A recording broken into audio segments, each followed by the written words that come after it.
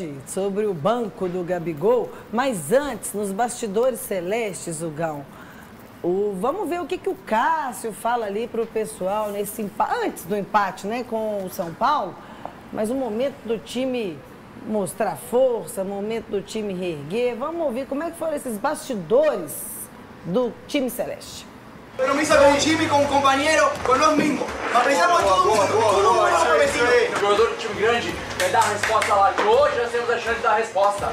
Chamar a responsabilidade, rapaziada. Você sabe que o futebol é lá dentro, cara. É lá dentro que a gente tem que mostrar.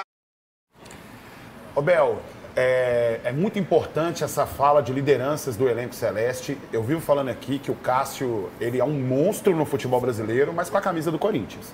Precisa se fazer valer dessa máxima com a camisa do Cruzeiro. O Romero, a primeira fala ali é espetacular, porque o Romero, ele tem peso com a camisa do Cruzeiro. Já ganhou títulos com a camisa do Cruzeiro. Entende e vive o clube. E aproveitando esse bastidor, eu quero falar de uma liderança que foi importantíssima. Além do Leonardo Jardim mostrar que realmente está ali conectado com o grupo nessa fala importante pré-jogo. Lucas Silva. O Lucas Silva, todas as vezes que eu peço ele no time do Cruzeiro aqui, muita gente vai falar, não, o Lucas Silva já passou e tal. E eu percebo que ele tem a mesma perseguição que o Henrique tinha.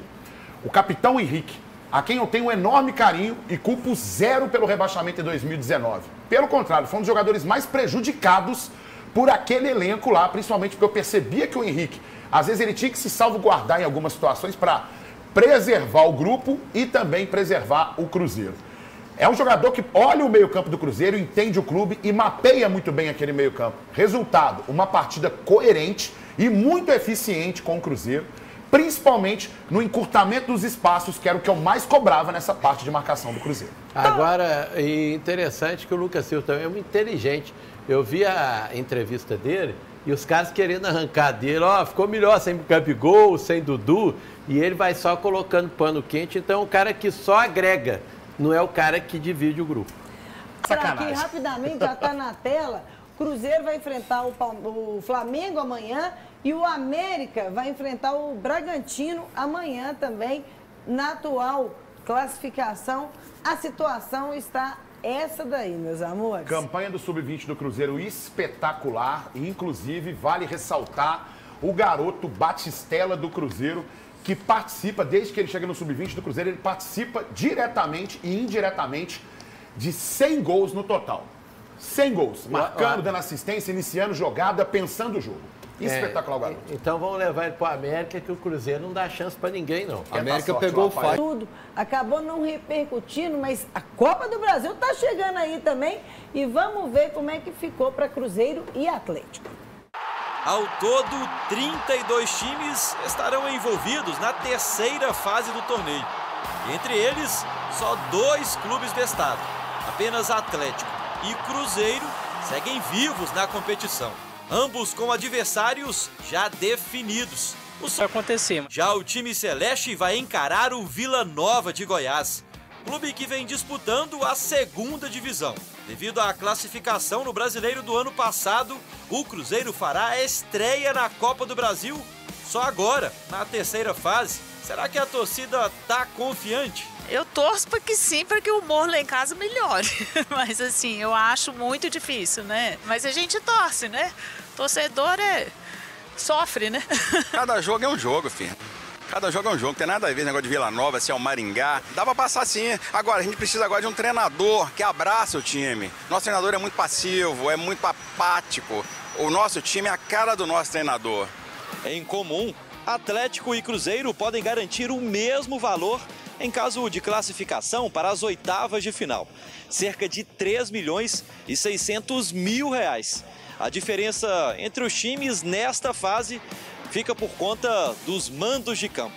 O Cruzeiro começa jogando em casa e define longe de BH o destino na competição.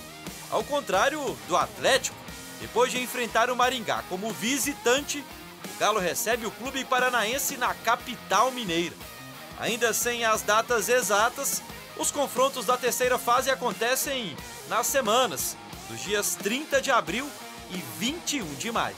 Tem a obrigação de ganhar, né? Tem muito mais time, mais jogador, mais elenco, tudo, tem que ganhar.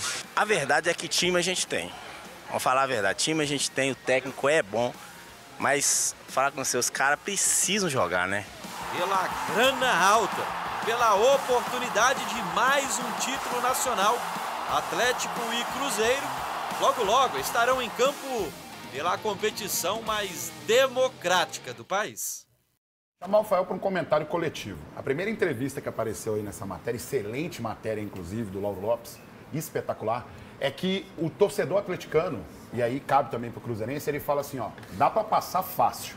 Irmão, Copa do Brasil é uma das competições mais traiçoeiras que existe. Todo mundo aqui tem um trauminha, primeira, segunda, terceira fase aí. E não é só aqui não. Aonde junta times de várias divisões, já vi na Inglaterra um Liverpool sair para outros times que não tinham tanta referência, na Espanha, em todos os países. Ou seja, é levar a sério, é entrar em campo, existe tradição na camisa, mas é dentro das 4 linhas que a coisa se resolve. O Hugão tá na bronca aqui, a gente até separou um arquivo, né? Não é dessa rodada, obviamente, porque a próxima rodada o Cruzeiro vai encontrar com o Bahia. E vai ser com o mesmo árbitro polêmico que anulou um gol aparentemente legítimo do Cruzeiro justamente contra o Bahia e ficou empatada essa partida em 2024, outubro de 2024, pela 30ª rodada do Campeonato Brasileiro. Um gol do Caio Jorge foi anulado. Estava legítimo esse gol, Nadine? Você deve ter falado disso na época.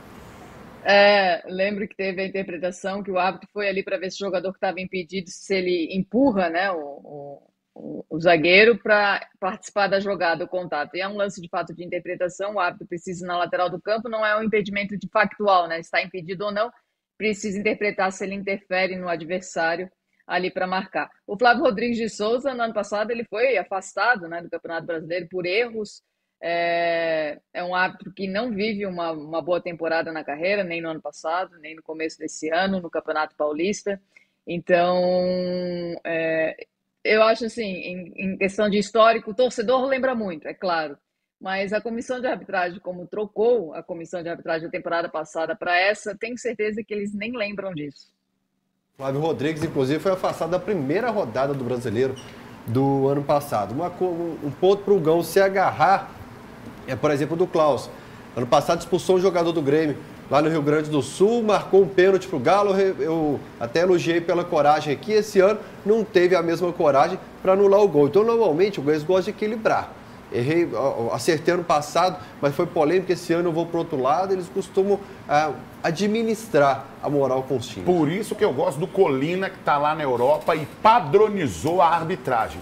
Coloca 100 possibilidades de mão dentro da bola, dentro da área, 100 possibilidades de falta e fala, não tem interpretação. Nesse caso, tem que se marcar isso daqui. E, ô Nadine, eles podem até não lembrar, mas é o 3º ano seguido que o Flávio vai apitar Cruzeiro e Bahia com o lance do ano passado em xeque. Aí, além disso, o VAR é o mesmo do jogo contra o São Paulo.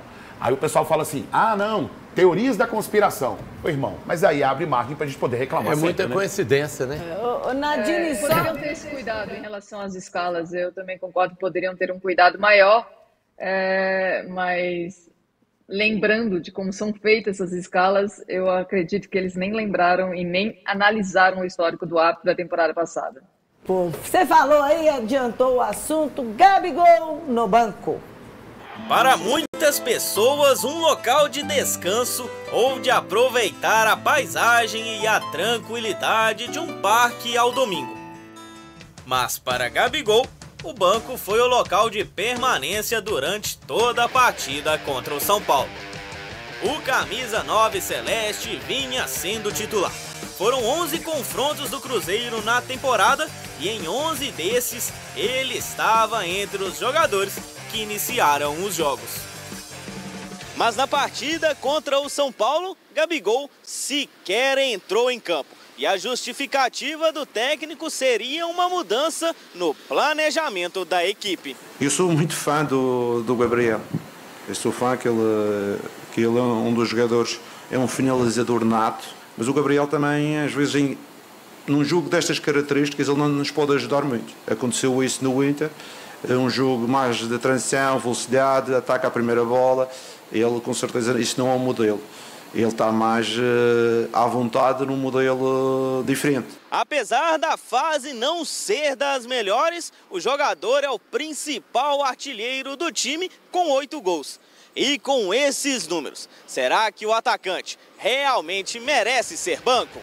Eu acho que ele tem que ser titular porque ele está tendo mais visibilidade agora, está fazendo bons jogos e eu acho que ele tem que continuar sendo, ele tem que ser titular. Eu acho que o Gabigol tem que ser titular. A gente sentiu a falta dele no ataque, a gente precisa do Gabigol titular. Reserva, tá arrumando nada, tá deixando a desejar, tá osso, o torcedor tá gostando nada disso não. Seja na reserva ou dentro do campo, o certo é que Jardim vai ter que se decidir o quanto antes. Já na próxima quinta, o Cruzeiro volta a campo. Só resta saber onde o camisa 9 celeste estará no Mineirão. O argumento do Jardim é muito bom quando ele fala que foi por uma questão de planejamento e estratégia, e acho que o camarada tem que ter peito mesmo. Não é o valor do salário que vai impedir que o cara seja relacionado ou não. Evidentemente que o clube toma um prejuízo, se ele continuar sempre no banco, não vai valer, de repente, o investimento que foi feito.